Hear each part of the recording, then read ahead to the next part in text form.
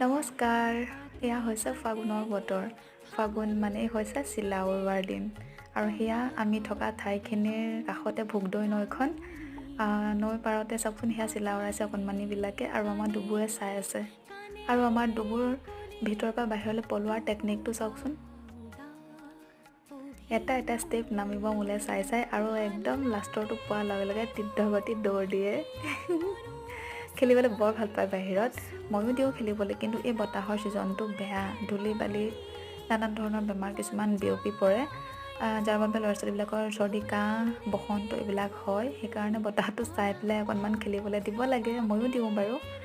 আৰু সেয়া সি ফুলবোৰ যে ছিঙে, মই এনেকৈ কাণত তাক লগাই দিওঁ, সি বৰ ভাল পায়। হাঁহি থাকে। তলসৰা শুকান পাতবোৰলৈ চাই গছজোপা লঠঙা হৈ পৰে, বৰ বেয়া লাগে। সেই লঠঙা গছজোপাই প্ৰাণ পাব আকৌ বসন্তত কুঁহিপাত মেলিব।